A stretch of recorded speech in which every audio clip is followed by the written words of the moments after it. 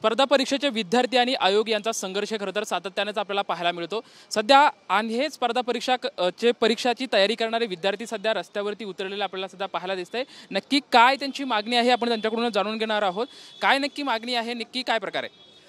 राज्य सेवा पूर्व परीक्षा 2024 याचा निकाल 12 मार्च रोजी जाहीर करण्यात आला होता। तर निकाल जाहीर करण्यात आला, त्या तांत्रिक चुक्या होत्या।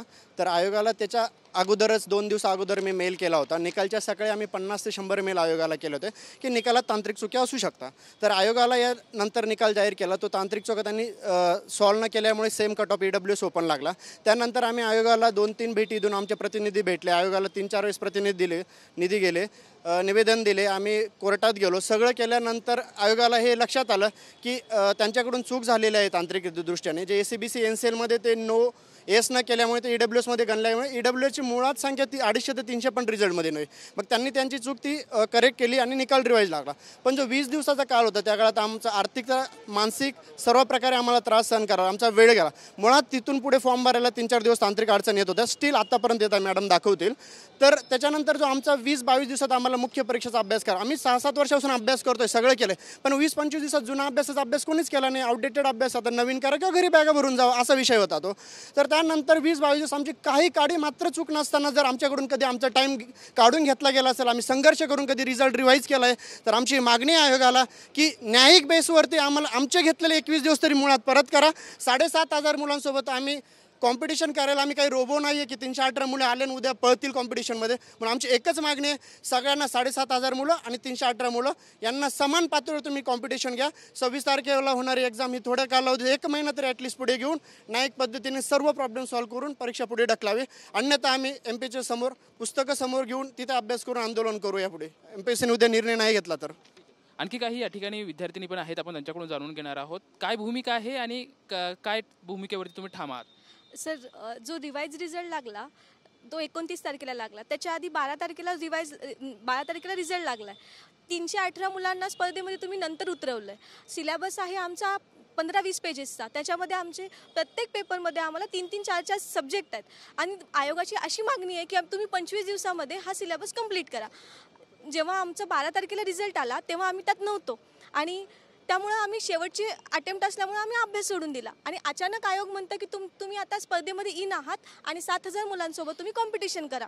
तर हे मानवीरित्या शक्य नाही। तर आमची आयोगाला एवढीच भावनिकरित्या एक मागणी आहे की बाबा, परीक्षा आजपर्यंत तुम्ही जसं 45 दिवस निकाल लागल्यानंतर 45 दिवस तुम्ही पुढे ढकलता, म्हणजे त्यानंतर घेता, तशी आमची एवढीच मागणी आहे की आम्हालाही वेळ द्या बाकीच्या मुलांसोबत।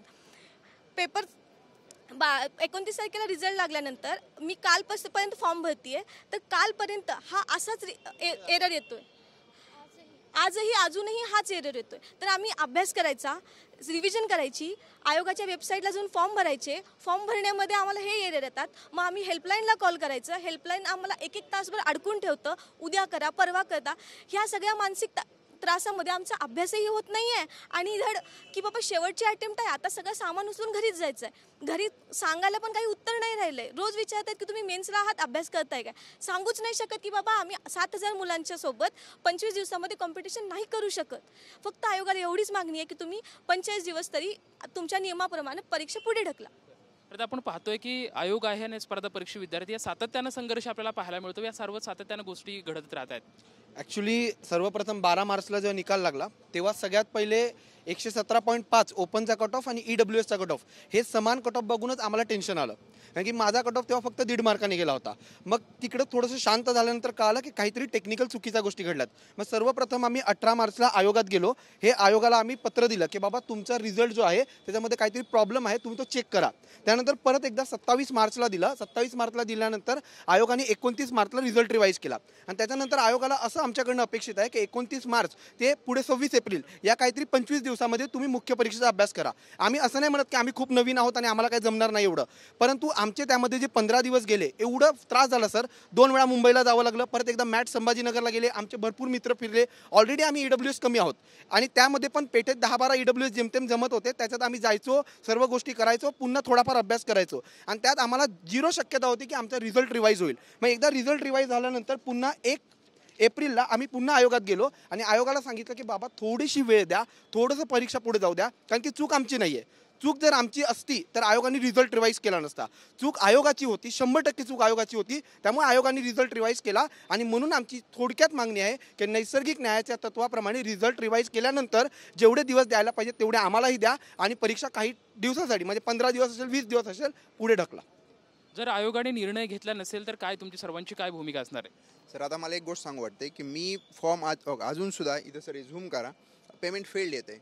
एवढं 3-3 वेळेस पेमेंट फेल करून सुद्धा येते. मग आता या गोष्टी पेमेंट माझं कधी होईल याला सारखं मोबाईल मला पाहावं लागेल. मग आता पेपर जर एखाद्याचा 20 दिवस आधी आला तर त्याने अभ्यास करावा का म्हणजे मोबाईलसारखं पाहत राहा. आणि सर हे सिलेबस बघा तुम्ही, हे जर वाचायला जरी बसलो तर इथलं कुणालाही मिनिमम 2 ते 3 तास लागतील.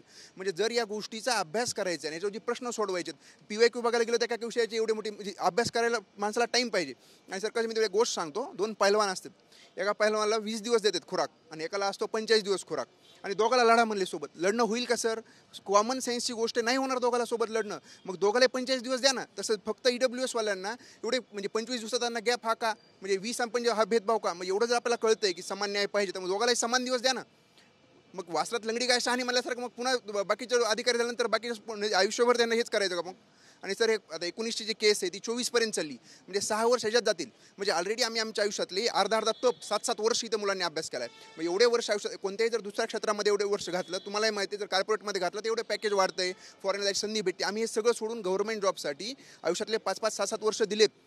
मग त्याचा जर आयोगाने जरा विचार करावा की एवढ्या आयुष्यातले आम्ही वर्ष दिले 5-5, 6-7, त्याचं काहीतरी कारणी सार्थक लागावं. तुमची काय? जर आयोगाने जर 12 तारखेच्या आमच्या मेलची जर दखल घेतली असती 11 आणि 12 तर आमच्यावर ही वेळ आज आली नसती. तर आमच्या हीच मागणी आहे की जर चूक त्यांच्याकडून झाली आहे तर त्याची शिक्षा आम्हाला देऊ नये, आम्हाला योग्य वेळ द्यावा अभ्यासास. भवितव्याची अनेक स्वप्ने घेऊन खरं तर हे विद्यार्थी त्यासाठी झटत असतात, झगडत असतात. परंतु कुठेतरी आयोगाच्या चुकीमुळे त्यांच्या भवितव्याची राखरांगोळी होऊ नये खरं तर हे सर्व विद्यार्थी आता रस्त्यावरती उतरलेले आहेत. आमच्या भावनांचा विचार करून योग्य तो निर्णय त्यांनी घ्यावा अशी प्रतिक्रिया खरं तर या विद्यार्थ्यांच्या माध्यमातून आपल्याला एकतारा मिळत आहे. कॅमेरामॅन अमित सोबत लक्ष्मण जाधव, ट्यून9 मराठी, पुणे.